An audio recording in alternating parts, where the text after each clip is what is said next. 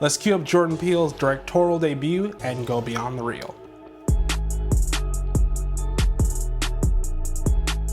So if you haven't seen the film, here's the basic rundown. So this black dude goes to meet his girlfriend's parents for the first time. They go to spend the weekend, secluded estate, off somewhere on the lake. And with a plot like that, I didn't exactly know what to think. I saw the trailer, I knew it was going to be a horror film. I love horror films, so, I was going to see it anyway. But then when I found out Jordan Peele, who's half of Key and Peele, the Comedy Central duo, when I found out he was behind it, I just really didn't know what to think. I'm a huge fan of basically anything that Blumhouse puts out as well. They're the creative minds behind films like The Purge, Paranormal Activity, or my favorite horror series, which is Insidious. That's like the top for me. But anyway, back to the film. So I went in with basically no expectations, and needless to say, I was blown away. The acting was very solid, which you don't normally get from a horror film with no A-list or even B-list actors. So the film starts off with him, having to talk with her, do your parents know I'm black, that sort of thing. It sets the tone a little bit. He's seemingly welcomed. They got a couple of black workers that act supremely weird. There are two things I really liked about this film.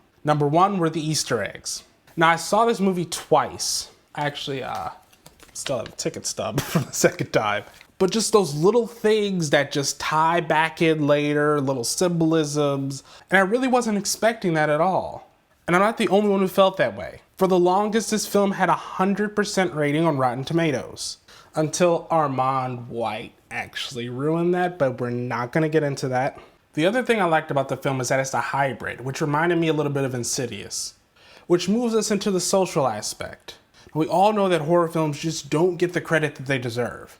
They're never critically acclaimed as well as they should be. They don't get nominated for Oscars. The actors don't launch careers from them.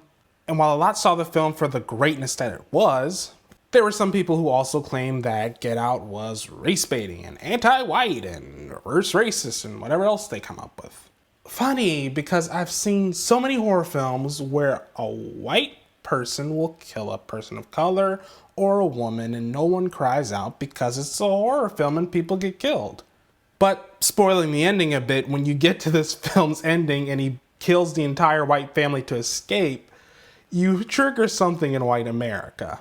So for so long, dating way back to the times of slavery, one of the main things that people feared was white genocide. This is why after the Nat Turner Rebellion, they killed so many innocent black people. Because they just believed we would go off and murder them, I guess. I don't know. Which brings us to a very interesting question. Why is it when something is black and successful, it's considered anti-white?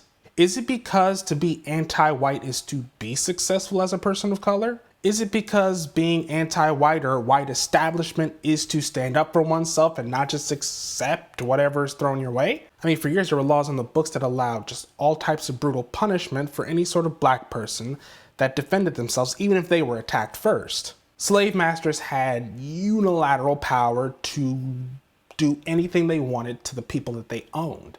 And so I just find it ironic that once that power structure is flipped, it's considered anti-white, as if to be white is to be on top, and maybe it is, but I'm not getting into that right now. So, Get Out was a great film. I can't wait to see what Jordan Peele comes out with next. And hopefully we get to the point where black success does not draw white ire for whatever reason. And that's all I have. Make sure you subscribe for new videos under the Beyond the Real series. Also check out some of the other stuff coming to my channel very soon. It's going to be really fun.